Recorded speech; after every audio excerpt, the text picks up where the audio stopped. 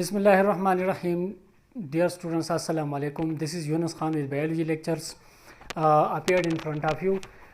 पिछला 9th class का एक टेस्टिंग वीडियो हमने बनाई थी इंट्रोडक्शन वाली, वो हमने अपलोड की है अपने यूट्यूब चैनल पे। स्टार्ट ले रहे हैं इसी वजह से चूँकि कहीं कहीं छोटी मोटी गलतियाँ होती रहेंगी। आपको पता है कि बंदा क्लास के सामने आदी होता है और एकदम फिर कैमरे के सामने आ जाता है। सिर्फ कैमरे को देखे जाओ, मतलब सामने कोई स्टूडेंट ना हो, सिर्फ कैमरा हो और कैमरे को देख के मतलब ये है कि बंदा नॉर्मल क्लास लेने की कोशिश करे। तो आपने नॉर्मल जो नेचुरल स्टाइल है मेरा, उसमें अभी मतलब ये है मैं उसी पे आया नहीं हूँ।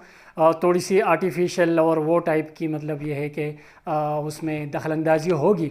एनी हाउ आहिस्ता आहिस्ता इंशाल्लाह कोशिश करेंगे कि आप लोगों के लिए सही स्टफ़ लेते आएँ और आहिस्ता आहिस्ता मैं कोशिश करता जाऊँगा कि मैं अपने ओरिजिनल नेचुरल स्टाइल में आ जाऊँ और उसी तरह टीचिंग स्टार्ट करूँ। लेकिन उसमें थोड़ा सा टाइम लगेगा। चंद लेक्चर्स हमारे ऐसे होंगे जिसमें पूरा मेरा नेचुरल स्टाइल आप लोगों के सामने नहीं आएगा।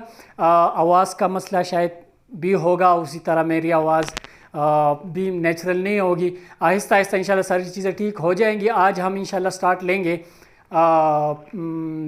10th क्लास के उससे पहले चैप्टर से। चैप्टर नंबर 10th जो बनता है दैट इज़ गैसियस एक्सचेंज। तो आज इससे स्टार्ट लेते हैं आहिस्ता आहिस्ता जाके। फिर फर्स्ट ईयर की क्लास भी अपलोड करेंगे, सेकंड ईयर की भी अपलोड करेंगे। 9th की एक अपलोड हुई है, मैं सोच रहा था कि वो डिलीट करूं दोबारा बनाऊं, लेकिन चलो एनी हाउ वो एक टेस्टिंग एक एक्सपेरिमेंटल वीडियो हमने अपलोड की है। आगे जाके 9th की बाकी वीडियो भी इंशाल्लाह अपलोड करते जाएंगे। स्टार्ट लेते हैं पहले चैप्टर से, दैट इज़ चैप्टर नंबर 10।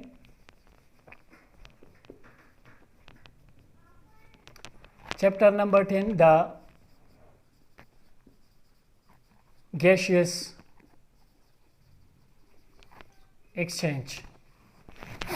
कुछ स्टूडेंट्स ने कमेंट्स में ये बात कही थी कि सर आवाज़ का थोड़ा सा मसला है। तो ज़ाहिरी बात है मेरे जितने भी स्टूडेंट्स हैं वो मेरे नेचुरल आवाज़ के साथ आदी हैं और यहाँ पे ज़ाहिरी बात है थोड़ा सा अभी आर्टिफिशियली आ रही है आर्टिफिशियलिटी, तो मसनूईपन थोड़ा थोड़ा होगा, आहिस्ता आहिस्ता करके इंशाल्लाह ख़त्म होगा जब कैमरे के साथ आदी होंगे। अभी आदी नहीं है इंशाल्लाह।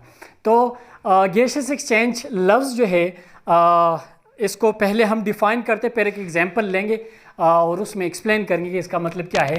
गैसियस एक्सचेंज जिस तरह नाम से गैसियस एक्सचेंज मतलब कोई गैसेस है, यही ज़ाहिर होता है कोई बॉडी में गैसेस है और उसका एक्सचेंज हो रहा है। कौन से गैसेस है, एक्सचेंज कैसे होता है, पहले डिफिनीशन करते हैं फिर एक्सप्लेन करेंगे इंशाल्लाह। तो हम डिफाइन कुछ इस तरह करेंगे इसको कि the exchange of gases, that is कौन से, that is oxygen and carbon dioxide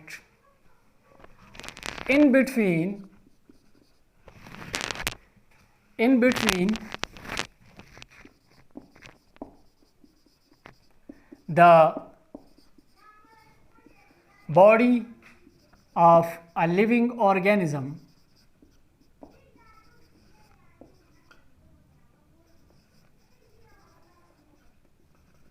and its environment। क्या मतलब ये कि हर एक ऑर्गेनिज्म जो है उसको कुछ गैसेस बॉडी में दरकार होते हैं और कुछ गैसेस से छुटकारा पाना वो बहुत ज़रूरी होता है। लिहाजा अभी एग्जांपल देंगे इंशाल्लाह।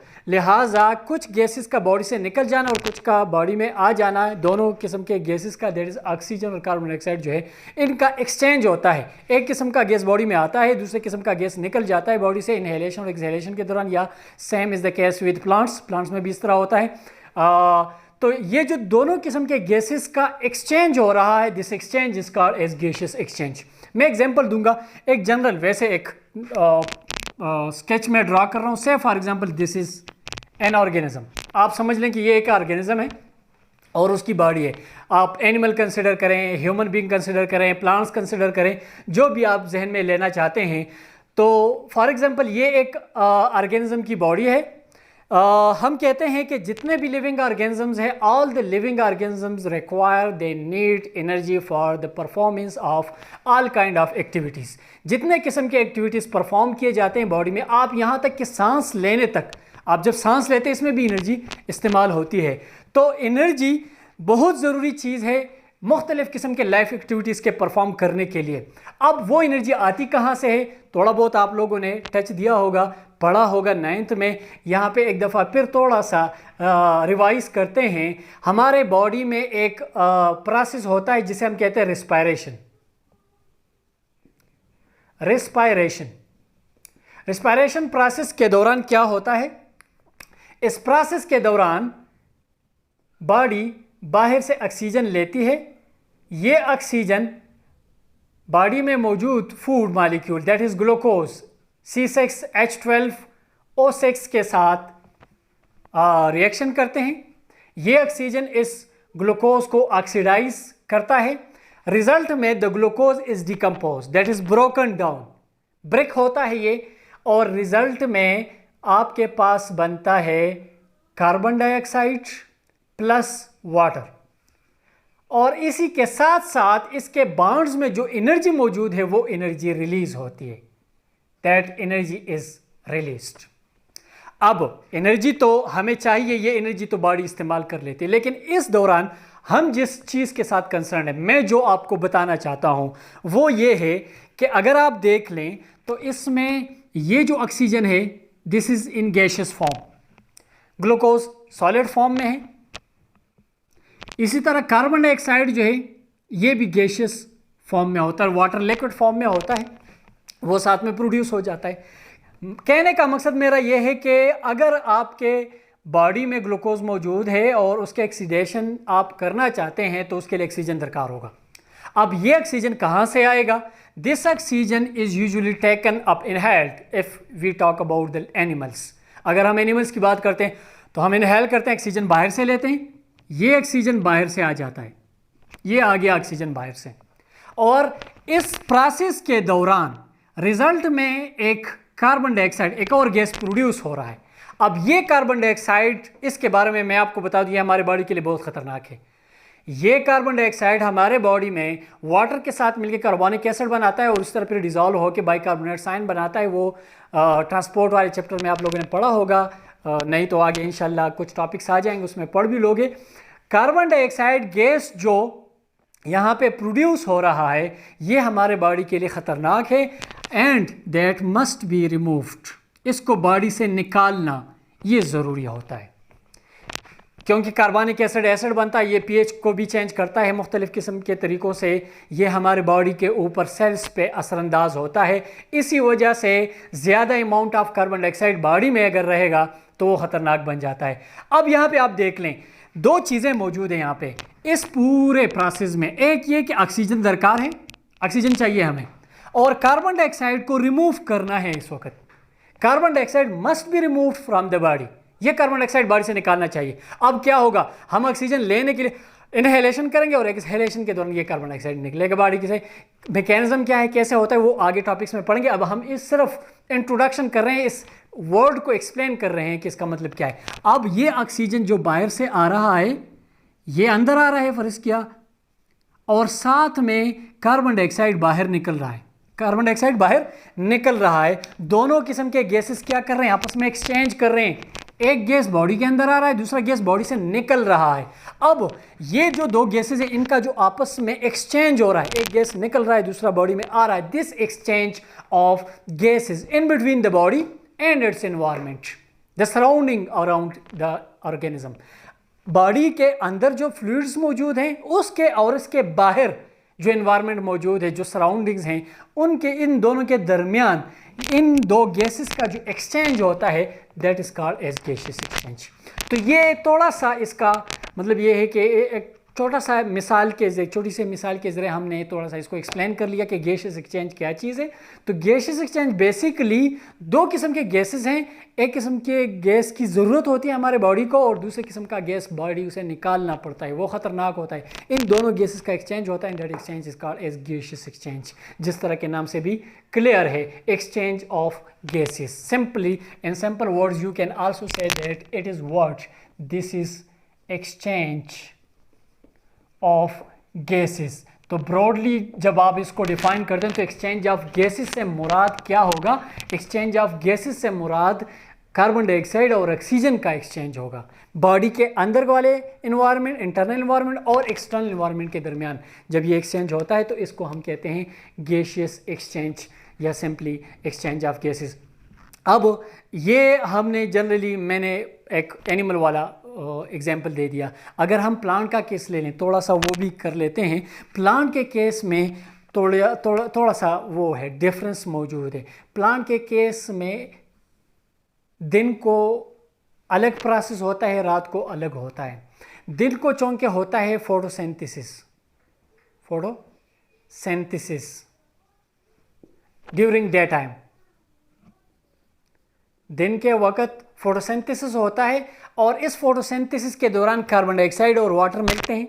ये आपने पढ़ा होगा 9th में, दोनों मिलते हैं तो ये ग्लूकोज बनता है, खुराक की तैयारी होती है, और इसी तरह साथ साथ ऑक्सीजन रिलीज होता है।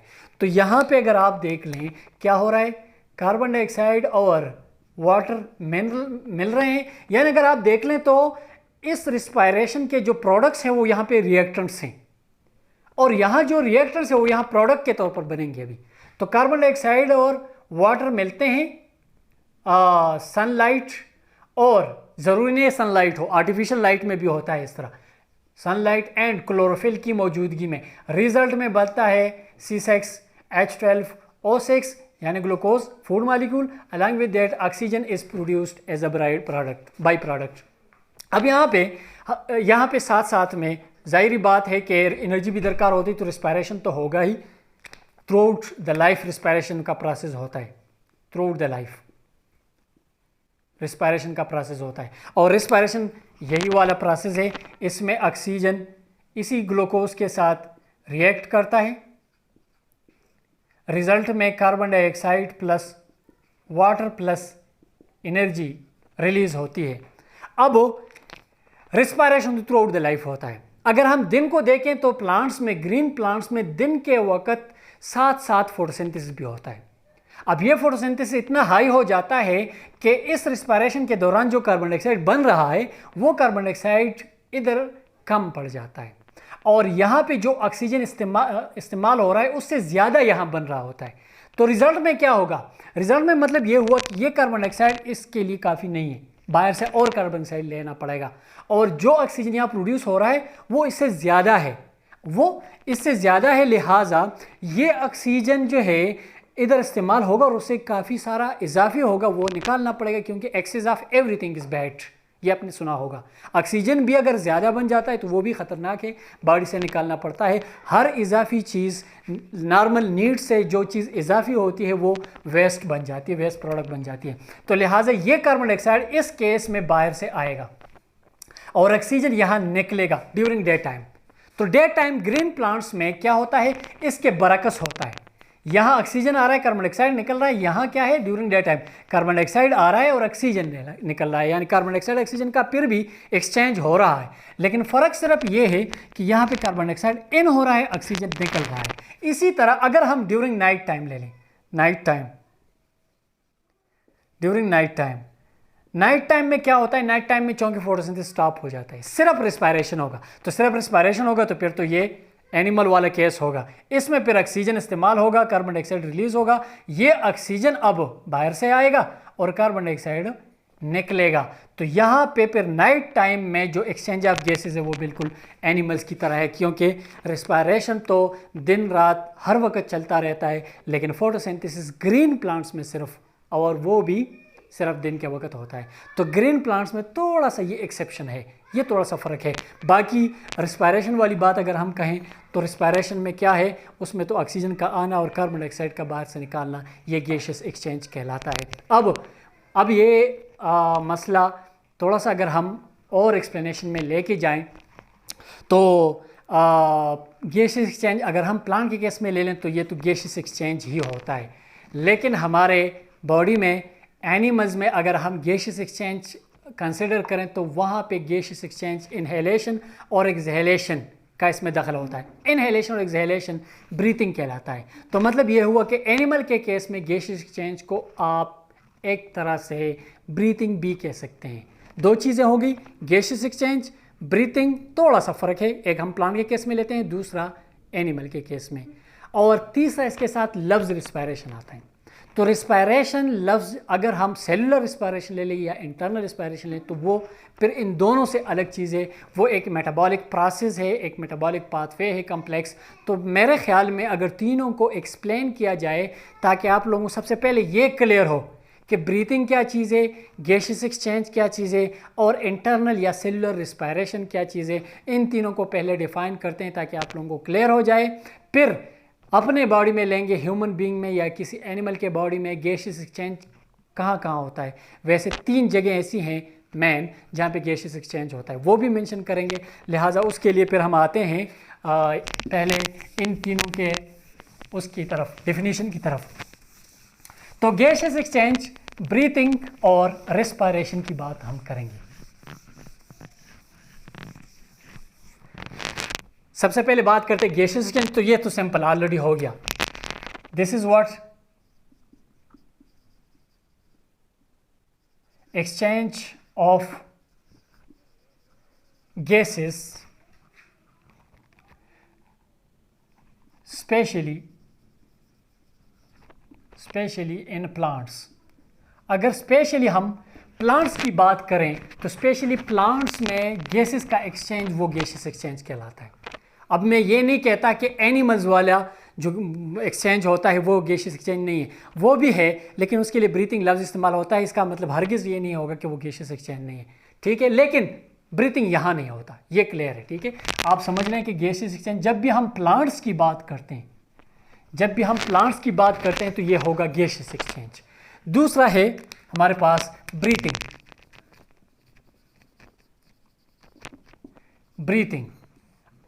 तो ब्रीथिंग आप समझ लें, ब्रीथिंग आप समझ लें कि it is what, this is gaseous exchange in animals में जब हम गैसियस एक्सचेंज की बात करते हैं तो वो ब्रीथिंग कहलाता है। स्पेशली जब हम कम्प्लेक्स एनिमल्स की बात करते हैं या ह्यूमन बींग्स ले लें तो एनिमल्स के साथ आप लिख सकते हैं। फॉर एग्जांपल एक एग्जांपल ले लें, फॉर एग्जांपल ह्यूमन बींग्स। तो ह्यूमन बींग्स में अगर हम ले लें तो फिर ये ब्रीथिंग कहलाता है, होता ये भी गैसियस एक्सचेंज है। तो आप कह सकते हैं कि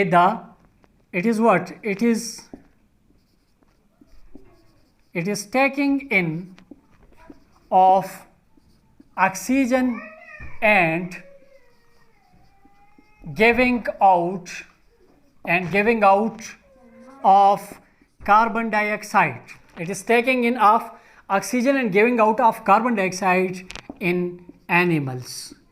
जब हम एनिमल्स में ऑक्सीजन का इनटेक और कार्बन डाइऑक्साइड का रिलीज डिस्कस करते हैं तो फिर ये ब्रीथिंग कहलाता है। और यहाँ पे एक और बात मैं बता दूँ, एक और बात ये है कि ब्रीथिंग में जब भी हम बात करते हैं ये सिर्फ ऑक्सीजन का इनटेक और कार्बन डाइऑक्साइड का रिलीज होगा। लेकिन जब आप प्लांट्स की बात करते हैं तो प्लांट्स में ये ऑक्सीजन का इनटेक, कार्बन डाइऑक्साइड का रिलीज भी हो सकता है। और जिस तरह मैंने फोटोसिंथेसिस की बात की दिन के वक्त, ड्यूरिंग डे टाइम में ये उल्टा बन जाता है। डे टाइम में गैसियस एक्सचेंज, कार्बन डाइऑक्साइड का इनटेक और ऑक्सीजन का रिलीज ये होता है। अच्छा, so this is about what, this is about the breathing. अब यहाँ पे ये जो ब्रीथिंग है एनिमल के केस में, ये एक फिजिकल फिनोमेना है और इसको हम that is also called as external respiration. ये एक्सटर्नल रिस्पायरेशन भी कहलाता है। This is also called as external respiration. तो एक्सटर्नल रिस्पायरेशन या ब्रीथिंग को हम एक और तरह से भी डिफाइन कर सकते हैं और वो ये है कि द फिजिकल फिनोमेना, थोड़ा सा मॉडिफाई करेंगे और कुछ नहीं, the physical process through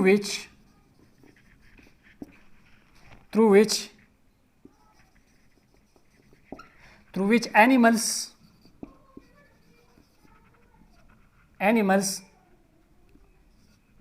obtains oxygen and get rid of carbon dioxide. वो फिजिकल प्रोसेस, वो फिजिकल बिना ब्रीथिंग वाला, ठीक है, वो फिजिकल प्रोसेस जिसमें एनिमल्स क्या करते हैं, वो ऑक्सीजन लेते हैं और कार्बन डाइऑक्साइड से छुटकारा हासिल करते हैं, कार्बन डाइऑक्साइड एक्सहेल करते हैं। इसे हम कहते हैं एक्सटर्नल रिस्पायरेशन या ब्रीथिंग कहते हैं। तो थोड़ा सा इन दोनों में फ़र्क आप लोगों को अभी जाहिर हो चुका होगा। एक और हमारे पास है रेस्पायरेशन। रेस्पायरेशन से मुराद यहाँ पे, रिस्पायरेशन से मुराद ये ब्रीथिंग जो एक्सटर्नल रिस्पायरेशन कहलाता है, और ये रिस्पायरेशन जो है इससे यहाँ मुराद है सेलुलर रिस्पायरेशन। इससे मुराद है सेलुलर रिस्पायरेशन। या याद रहे, जैसे हम इसको एक्सटर्नल रिस्पायरेशन कहते हैं तो इसको इंटरनल रिस्पायरेशन भी कहते हैं, इसलिए कि ये बॉडी के अंदर, सेल के अंदर होता है। ये सेल के अंदर होता है और एक पूरा मेटाबॉलिक प्रोसेस है, मेटाबॉलिक पाथवे है, एक कॉम्प्लिकेटेड मेटाबॉलिज्म का वो है, पाथवे है। तो इसी वजह से चूंकि सेल के अंदर हो रहा है, इसी वजह से इसको सेलुलर रिस्पायरेशन या इंटरनल रिस्पायरेशन भी इसे कहते हैं। तो रिस्पायरेशन या सेलुलर रिस्पायरेशन को हम डिफाइन करते हैं। वैसे हम इसके साथ इस चैप्टर में कंसर्न नहीं है, सिर्फ आप लोगों को समझाने के लिए। बाकी हमारा काम यहाँ है, गैस एक्सचेंज और ब्रीथिंग, इस चैप्टर में हम ये पढ़ेंगे। तो थोड़ा सा डिफिनीशन लिखें, बस बाकी छोड़ देते हैं। The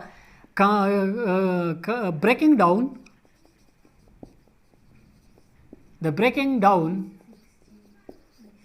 down of food molecules, the breaking down of food molecules, that is glucose. The breaking down of food molecules, that is glucose, किस लिए? To release energy. ये वो प्रोसेस है जिसमें एनर्जी रिलीज होते हैं। इन दोनों में हमने एनर्जी का तस्करा नहीं किया है, इन दोनों में हमने सिर्फ गैसेस का एक्सचेंज बताया है। यहाँ पे क्या हो रहा है, यहाँ पे फूड को ब्रेक किया जाता है, उसके बॉन्ड्स में जो एनर्जी मौजूद है वो एनर्जी रिलीज करना पड़ती है, and that energy is then stored in the form of ATP which is then used up whenever that is needed. जब भी इसकी ज़रूरत पड़ती है उस एनर्जी को इस्तेमाल किया जाता है। तो लिहाजा it is, you can say that this is an energy releasing process. ये एक एनर्जी रिलीजिंग रिएक्शन है, एनर्जी रिलीजिंग प्रोसेस है, ठीक है। तो इसी वजह से फिर हम इसको, और ये कहाँ होता है? माइटोकॉन्ड्रिया में। सिर्फ इसका ग्लाइकोलिसिस साइटोप्लाज्म में होता है, बाकी माइटोकॉन्ड्रिया में होता है। Krebs cycle, electron transport chain, वो आगे आप लोगों ने 9 में पढ़ा भी होगा, आगे भी नेक्स्ट क्लासेस में आएगा इंशाल्लाह। तो रिस्पायरेशन या सेलुलर रिस्पायरेशन जो ये एक एनर्जी रिलीजिंग प्रोसेस है। बाकी ये जो है this is a physical process, इसमें सिर्फ गैसेस का एक्सचेंज वो क्या है, क्या होता है। अब यहाँ पे इस गैसेस का एक्सचेंज जो हो रहा है, गैसेस एक्सचेंज जो परफॉर्म हो रहा है, ब्रीथिंग है चाहे या गैसेस एक्सचेंज इन प्लांट्स हैं, इस दौरान क्या होता है, ऑक्सीजन का आना, कार्बन डाइऑक्साइड का निकल जाना, या प्लांट्स के केस में कार्बन डाइऑक्साइड आना और ऑक्सीजन का निकल जाना, ये दरकार होता है। लेकिन यहाँ पे एक ख़ास किस्म का प्रोसेस दरकार होता है। ये सारा, चाहे गैसेस एक्सचेंज हो, ब्रीथिंग हो, चाहे जो भी हो, ये ओनली पॉसिबल है because of a special kind of process. एक ख़ास किस्म का फिनोमेना है, प्रोसेस है, जिसको हम कहते हैं डिफ्यूजन। एक पैसिव ट्रांसपोर्ट का एक टाइप है, ठीक है, जिसे हम कहते हैं डिफ्यूजन। तो थोड़ा सा वो भी क्लियर हो जाए। डिफ्यूजन क्या चीज़ है? डिफ्यूजन डिफाइन करते हैं, फिर मैं बताता हूँ। Diffusion may be defined as the movement of molecules, from a region of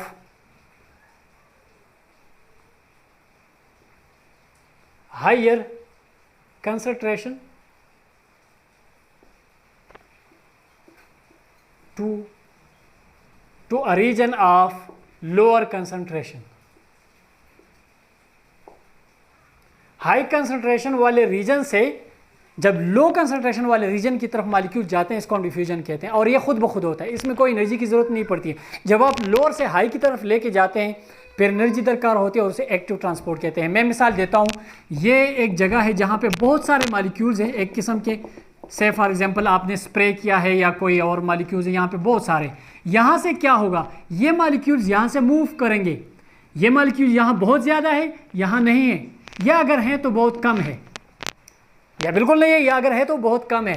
तो ये यहाँ पे इन मालिक्यूल्स का कंसंट्रेशन हाई है और यहाँ पे इसका कंसंट्रेशन लो है।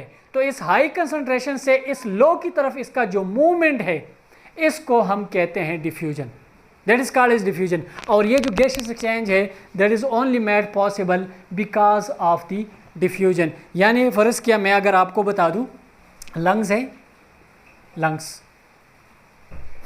लंग्स में इधर से ऑक्सीजन आ रहा है और कार्बन डाइऑक्साइड यहाँ से निकल रहा है, तो ये कैसे पॉसिबल है, बाहर ऑक्सीजन का कंसंट्रेशन आई है, तो ये हाई कंसंट्रेशन ऑक्सीजन डिफ्यूज होगा, अंदर आएगा, फिर यहाँ भी उस तरह गैसियस एक्सचेंज होगा।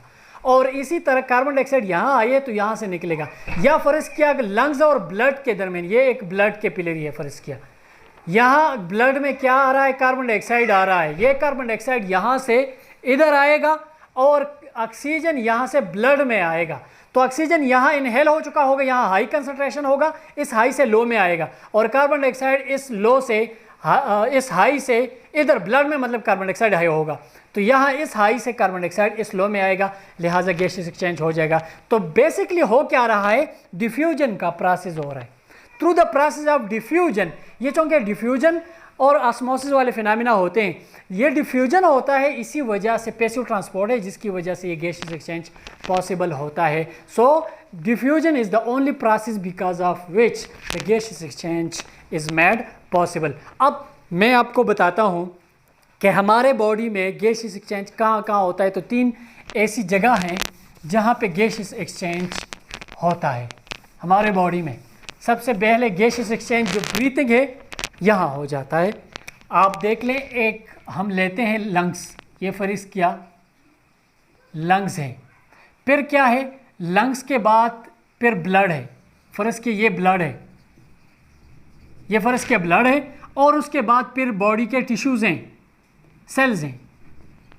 तो सबसे पहले क्या होता है, सबसे पहले लंग्स में इधर से ब्लड के थ्रू सेल्स में कार्बन डाइऑक्साइड बन जाता है, सेल्स में कार्बन डाइऑक्साइड बन जाता है, ठीक है, during the process of respiration, cellular respiration carbon dioxide बन गया, ये ब्लड में आ जाता है सेल से, ब्लड इस कार्बन डाइऑक्साइड को ब्लड लेके जाता है लंग्स में।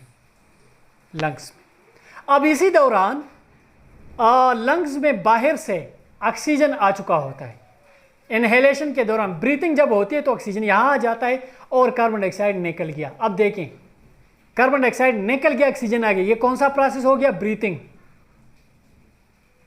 ब्रीथिंग के दौरान। तो ब्रीथिंग एक गैसियस एक्सचेंज हो गया, एक किस्म का गैसियस एक्सचेंज यहाँ हो गया। इनहेलेशन और एक्सहेलेशन के दौरान ऑक्सीजन आ गया, कार्बन डाइऑक्साइड निकल गया। फिर लंग्स में क्या होता है, लंग्स में होते हैं अल्वेओलाई, ये परस किया लंग है, ठीक है, तो इसमें होते हैं इस तरह अल्वेओलाई। होता क्या है, ब्लड के पिलरीज इसके ऊपर से गुजर जाते हैं, इस तरह ये ब्लड जो है इसके ऊपर से गुजर चुका होता है, ऑक्सीजन यहाँ से आ गया है तो इधर से पहुँच जाता है डायरेक्ट अल्वेओलाई में, अल्वेओलस से ऑक्सीजन आ जाता है ब्लड में और ब्लड से चला जाता है कार्बन डाइऑक्साइड अल्वेओलस में। तो यहाँ एक एक्सचेंज होता है, यानी ये समझ लें कि आप लंग्स के अल्वेओलस और ब्लड की बात अभी कर रहे हैं, ये तो यहाँ भी एक्सचेंज हो जाता है। ऑक्सीजन आ गया अल्वेओलस से, कहाँ, ब्लड में, ब्लड के पिलरी में, और ब्लड वाला कार्बन डाइऑक्साइड चला गया लंग्स में जहाँ से निकालना है। तो ये ऑक्सीजन जो अभी ब्लड में आ गया, अब अगर आप देख लें तो एक एक्सचेंज ये हो गया, ये देखें ना, एक एक्सचेंज यहाँ हुआ था, कार्बन डाइऑक्साइड यहाँ से निकला था, ऑक्सीजन आ गया था, एक एक्सचेंज यहाँ हो गया, दूसरा हो गया एक एक्सचेंज अल्वेओलाई यानी लंग्स और ब्लड के दरमियान हो गया, और तीसरा एक्सचेंज फिर ब्लड, यही ब्लड इसको लेके जाएगा, ये ब्लड इस ऑक्सीजन को लेके जाता है, और अब ये फ़र्ज़ किया सेल्स हैं, इसी सेल के ऊपर जब कैपिलरी पास होती है तो अब इसमें जो मौजूद ऑक्सीजन है वो सेल के अंदर, और सेल के मौजूद बना हुआ जो कार्बन डाइऑक्साइड है वो यहाँ से निकल के ब्लड में आ जाता है, तो एक एक्सचेंज यहाँ हो जाता है, यानी ब्लड से ऑक्सीजन सेल्स में और सेल से कार्बन डाइऑक्साइड ब्लड में, तो एक एक्सचेंज यहाँ हो जाता है। तो आपके पास फिर इसके बाद सेल में तो होता है सेलुलर रेस्पिरेशन, ब्रेकडाउन, ये ऑक्सीडेशन करता है ग्लूकोज का और एनर्जी रिलीज होती है। तो यहाँ पे 3 जगहों पे 3 पॉइंट्स ऐसे हैं जहाँ पे क्या होता है, गैसेस एक्सचेंज परफॉर्म होता है, the gases exchange is performed. तो ये 3 जगह ऐसी हैं। और इसके अलावा एक छोटी सी चीज़ मैं और बता दूँ, सिंपली लिखने की ज़रूरत नहीं है, बस ऐसे ही बता देता हूँ। हमारे लिए याद रहे, जब भी ब्रीथिंग या गैसेस एक्सचेंज परफॉर्म होती है, ये प्रोसेस जब भी होता है, तो इस प्रोसेस के लिए सरफेस चाहिए हमें। यानी ये देखें ना, ऑक्सीजन यहाँ से आ रहा है अल्वेओलस में। अब ये अल्वेओलस थोड़ा सा अगर मैं ये जूम में ले लूँ, ये थोड़ा सा मैं जूम में लेता हूँ, तो ये क्या है, ये एक अल्वेओलस है और इसके ऊपर कैपिलरी गुजर चुका है। तो अल्वेओलस का ये जो सरफेस है, ये सरफेस, इसको हम कहते हैं रेस्पिरेटरी सरफेस, इसके कहते हैं रेस्पिरेटरी सरफेस। अब यहाँ पे क्या होगा, ये रेस्पिरेटरी सरफेस बहुत ज़रूरी चीज़ है। जहाँ पे रेस्पिरेटरी सरफेस होगा वहाँ गैसेस एक्सचेंज अवेलेबल होगा। लेकिन रेस्पिरेटरी सरफेस के कुछ कैरेक्टर्स हैं। पहला कैरेक्टर ये है कि ये रेस्पिरेटरी सरफेस थिन होना चाहिए, जितना थिन होगा एक्सचेंज जितना पॉसिबल होगा। ये परमिएबल होना चाहिए, जितना ज़्यादा परमिएबल होगा एक्सचेंज इतना ज़्यादा पॉसिबल होगा। ये सरफेस जो है रेस्पिरेटरी सरफेस, इसका सरफेस एरिया ज़्यादा होना चाहिए, जितना एरिया ज़्यादा होगा एक्सचेंज इतना ज़्यादा होगा। और आखिरी और इम्पॉर्टेंट कैरेक्टर ये है कि the surface must be supplied with large number of blood capillaries. इसके साथ अगर ब्लड कैपिलरीज हैं तो ऑक्सीजन ब्लड में और कार्बन डाइऑक्साइड ब्लड से इस रेस्पिरेटरी सरफेस को क्रॉस करते हुए अल्वेओलस में। तो अगर इसके साथ ब्लड कैपिलरीज हैं तो एक्सचेंज होगा, जितने कैपिलरीज ज़्यादा होंगे एक्सचेंज इतना ज़्यादा होगा। तो ये रेस्पिरेटरी सरफेस की बात हो गई कि रेस्पिरेटरी सरफेस इसके लिए बहुत ज़रूरी होता है। उसके 4 मेन कैरेक्टर्स हैं, और भी है लेकिन ये 4 मेन है कि ये थिन होना चाहिए, परमिएबल होना चाहिए, साथ में इसका सरफेस एरिया ज़्यादा होना चाहिए, जितना ज़्यादा होगा इतना ज़्यादा एक्सचेंज होगा। और इसी तरह it must be richly supplied with blood capillaries. Blood capillaries इसके साथ बहुत ज़्यादा जो हैं वो होने चाहिए।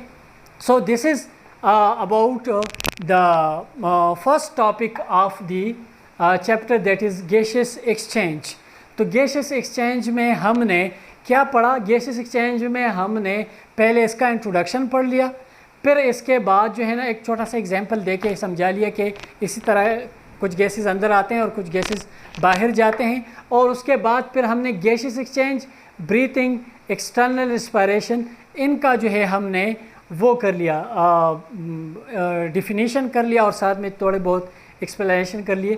तो गैसेस एक्सचेंज, ब्रीथिंग और रेस्पिरेशन जो है ये हो गया। फिर साथ में 3 जगह पे एक्सचेंज हमारे बॉडी में और रेस्पिरेटरी सरफेस।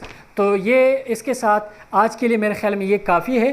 बाकी जो है gases exchange in plants, gases exchange in human beings, ये नेक्स्ट टॉपिक में इंशाल्लाह पढ़ेंगे। तब तक के लिए इजाज़त दीजिए, अल्लाह हाफिज़।